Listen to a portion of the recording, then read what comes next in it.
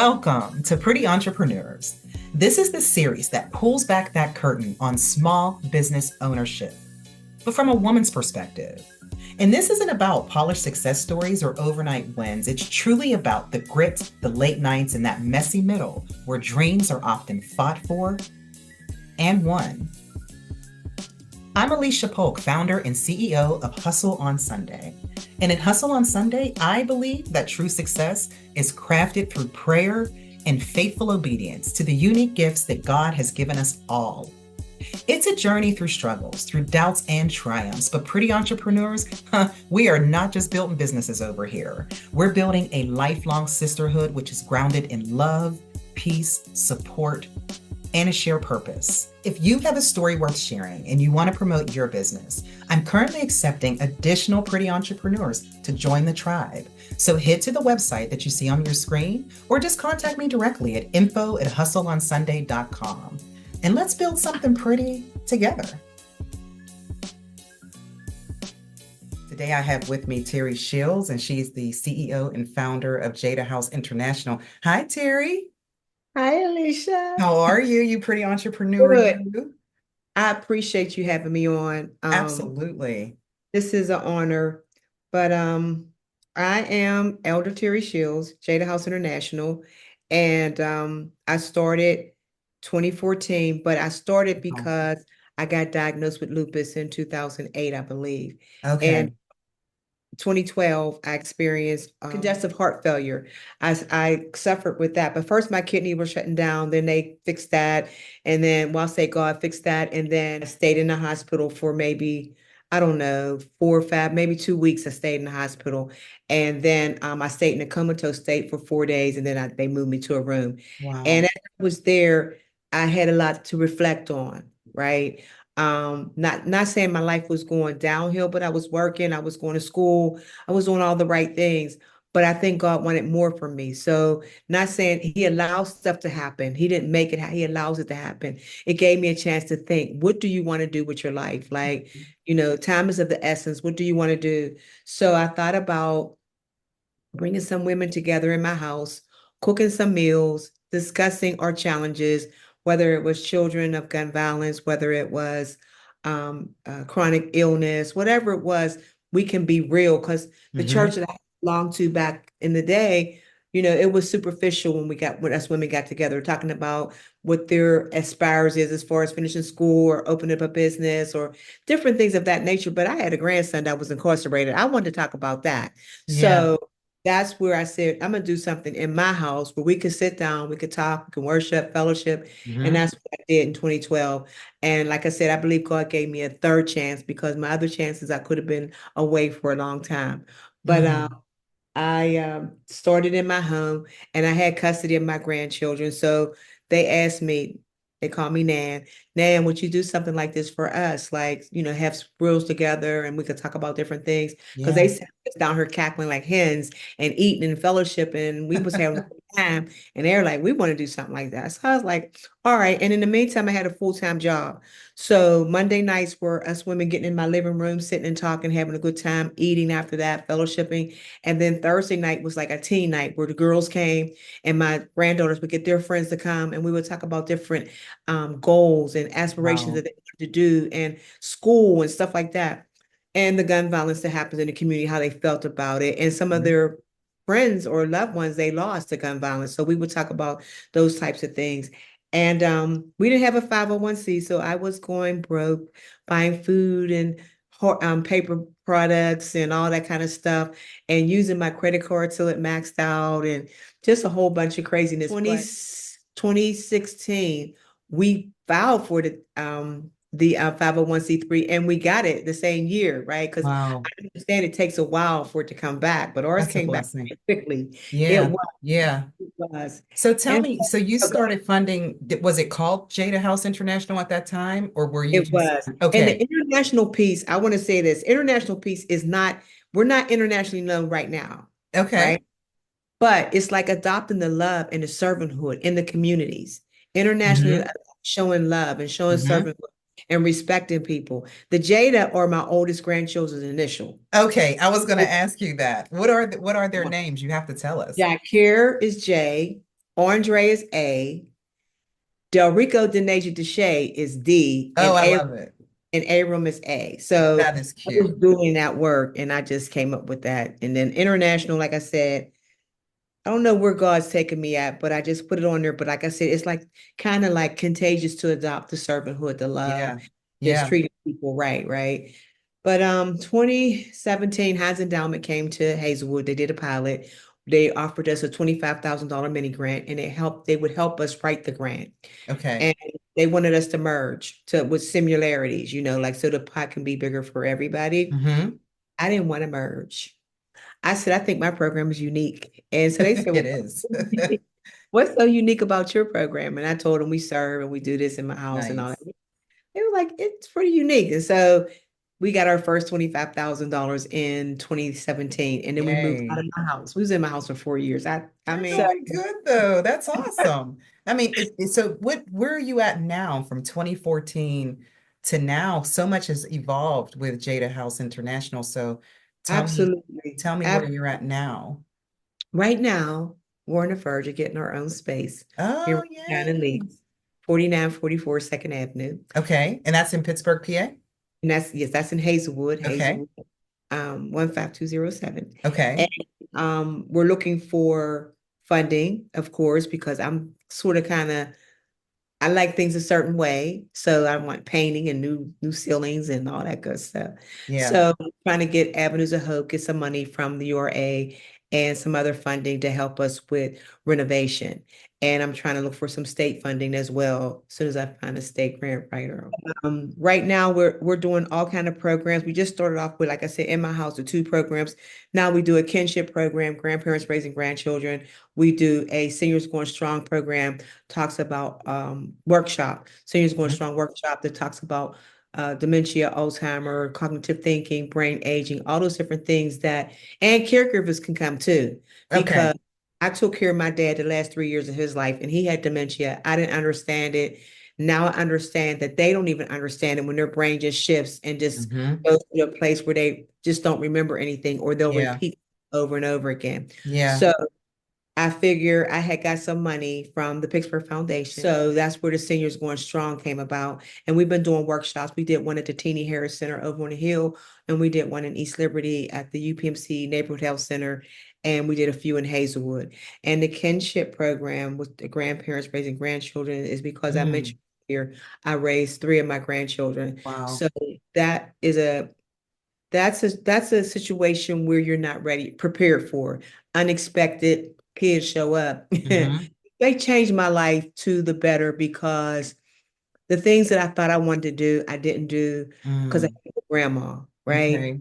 And only thing that was easy for me with them was the love to give them. Yeah. The hardest thing was like financially, making sure I had enough food or enough money to buy the necessities that they needed. Because Easter and Oh, Thanksgiving, yeah. Back to school, all of it. all Yeah. that Yeah. Christmas. It was like that was all on me. I mean, my mom and my aunt, they helped me out, Hmm. but the monetary stuff, it was on me. Yeah. And so that's where, and most of the nonprofits, as you know, come from life experiences.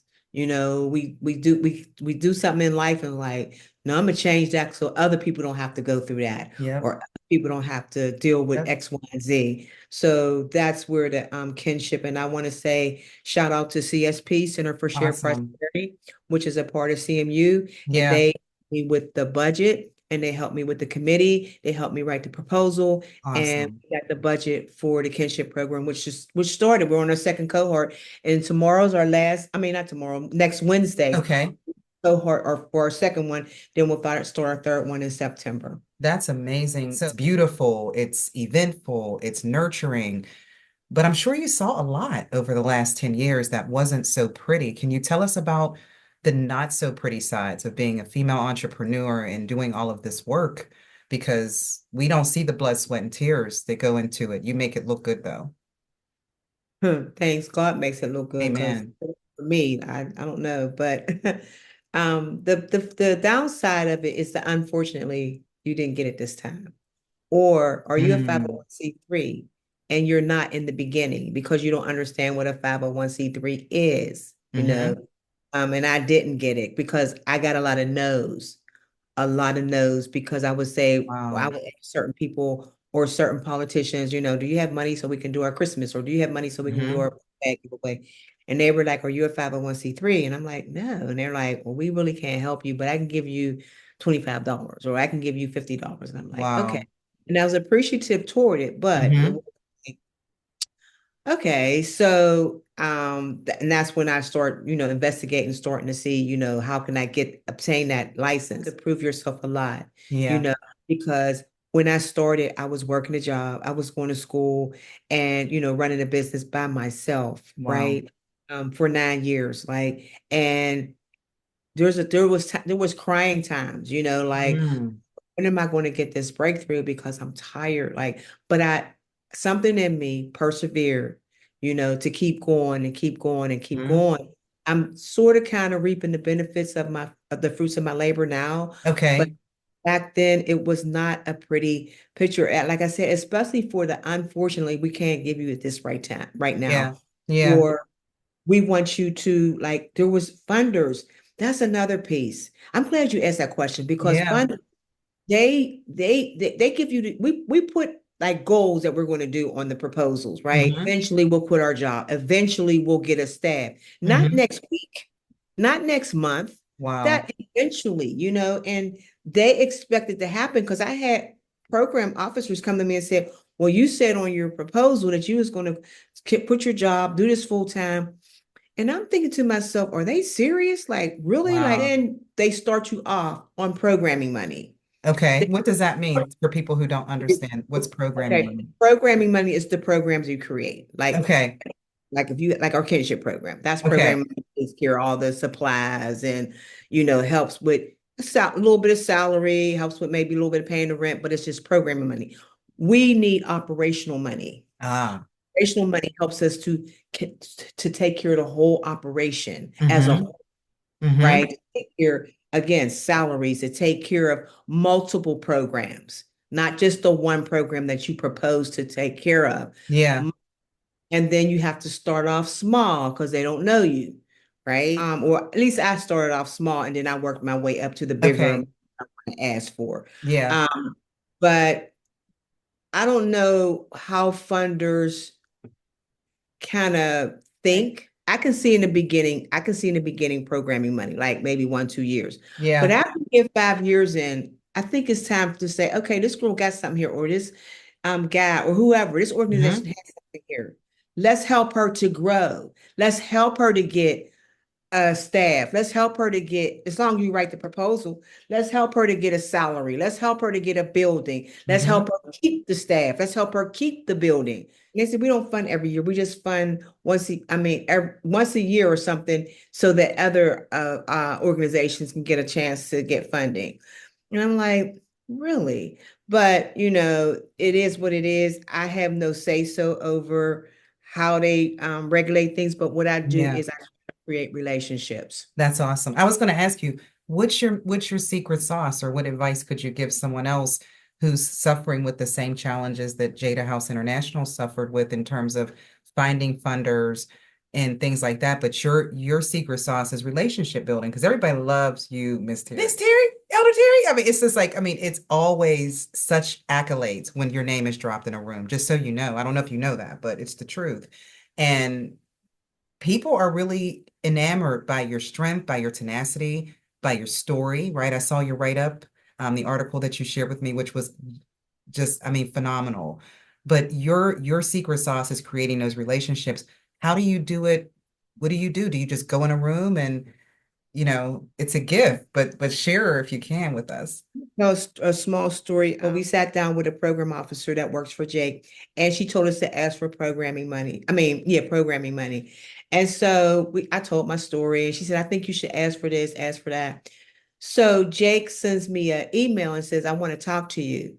So I'm like, Nice. I was so nervous when I went over there, but then after I got to talk to him, and he made me feel warm and fuzzy, and he was really Yeah, nice, and he gave me that I needed to talk to other program officers. nice.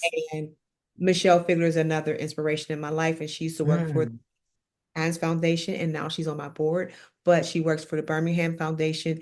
and she took a knack in me, or she saw something in me that I didn't see in myself. So the storytelling piece is me telling genuine stories that really happen, not just trying to make up a story to get, because what people can see it in your eyes. And then I get to talking fast and I be so excited, and they know that is my passion. So Hmm. I don't really have the secret stuff, but I just tell my story. And Yeah. I guess the story is, something that people want to hear. And then they like, wow, you do a lot and you're amazing. And da da da. I'm like, no, I'm just, just Terri. So just authenticity is what you have. Um, a lot of people show up with imposter syndrome, and I think you made a point about that without saying, when you're not genuine, it comes across, right? But when you're Exactly. just authentic and you're just being yourself, telling your story, people that resonates. It has conviction in it. That's what an old CEO told me one time. Alicia, have conviction when you're telling your story. And I said, okay, I don't know what that means, but okay. Because when I hear conviction, I think of like the Bible and being convicted or something like that. But I had to really Exactly. think about it like, okay, have conviction. So But you don't know. You know what I'm saying? You just tell it. And once you tell it, it's like, oh, I am a good storyteller, right? yeah, So, you tell your story and it's with conviction, but it's with empathy. yeah, yeah. And it's real. It's really real. Wow. And when like you said, you read my story, it made Hmm. me cry.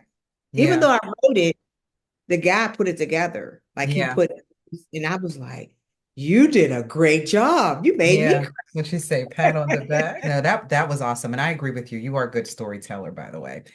But just in our last question, Terry, what advice would you give an up and coming nonprofit organization? Say maybe they're in a year or less of running their nonprofit. Things are getting tough. They're maxing out that credit card. They are waiting for their 501(c)(3) to come through. How would you what advice would you give them? I would tell them to trust themselves, trust God, but trust God first and foremost.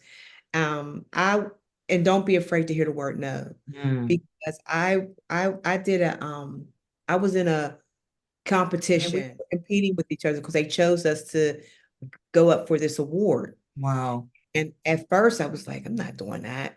I'm like, she's going to win. I'm not doing that. And so they wanted you to record and do all this other stuff. And in my recording, when I sat in my space that I have that I'm written out right now, and I was talking about, I kept hearing the word no, no, no, no, no, you can't get it, you can't get it. And I still persevered with the word Mhm. no. And it made me try harder. But when I watched the film and I listened to myself, and they said, and the winner is Jada House. And I was like, oh my God, I really Wow. won. Yeah. It was a $5,000 award, right? And I was like, wow, I really won. But he said, you didn't hear no this time, right? And so you said you heard yes. And I was like, yes. But things like that let me know that you never give up. You No. never give up. God didn't give up on us, so we can't give up on ourselves, Hmm. right? If it's a desire in your heart and you're really, really strong about that desire, the word no means, okay, I'm gonna try harder. I'm gonna go Yeah. to the next person, or I'm gonna go to you again. Like if I get an unfortunately you didn't get it this time, I'm writing the program officer saying, can we have a meeting? Because I want to know what you want. What Yeah. do you want in the next proposal? Because I'm not going to not like, okay, we're going to get no, okay, forget them. Let's go to, no, I'm going back to the same person or the same organization. And I'm going to say, can we have a conversation? I'd like to talk to you because I just want to know what you're looking for. And they'll talk to me and they'll let me know. And I'll get my consultant on the call with us so he can know what they're looking for and we can write the grant again and go for the next cycle. Might not get it that one cycle, but we'll go for the next cycle. And 9 times out of 10, you get it. You Okay. get it. You have to be persistent. You can't, oh, they said no. Maybe I should just give up. Maybe I should stop. Maybe this is Hmm. not passion. Maybe I should try something else. Don't try nothing else because that's all you live and breathe. Yeah. That's all you Yeah. live and breathe, and you just keep thinking about it every day, all day. And it's something that just came up and you just be like, what is that? And you're like, oh no, that's what I'm supposed to do. You go, Hmm. can't stop. You can't stop. Okay. Something you said in there, and I just want to end on that note. You stated that they have to persevere. Obviously, there were times I heard you say earlier where you felt like you wanted to give up and quit, but something in you, was that the passion you were speaking about? It just stayed with you. Something would just keep you going. That's like during my trials and tribulations, during my disease, lupus, Hmm. there were times where I would keep going and keep going. And not saying that's what you're supposed to do. You're supposed to keep going for your desire and your passion, but Yeah. not to make yourself sick, right? Yeah. So there were times where I would keep going and keep going. And sometimes I would not feel well, but I would every Thursday, I would march with them steps and have my team program. Every Wow. Monday, I would sit and make sure them mothers would get meals every Monday. I would make sure this happened. And there were times where I would not feel well and I would break down, but I would still serve. I would still serve, Mm. still be there, still be there. Yeah. And like I said, the fruits of my labor are showing now Hmm. because I interview tomorrow with GPNP. They're going to come and interview me. And so I'm like, oh, that's Your story's so encouraging. When you were talking about the nonprofits, I was taking it all in because there are days as an entrepreneur where you got to remember what you're doing this for and why you're in it, And I don't have it's a your gift. nonprofit, but It's your same gift. same thing. It's Yeah. your gift. What you're doing right now is your gift. It's your passion. What you're Yeah. doing now, Yeah. interviewing and making time out to send questions and making time out to have us on these calls and I love it. picking the right I love people it.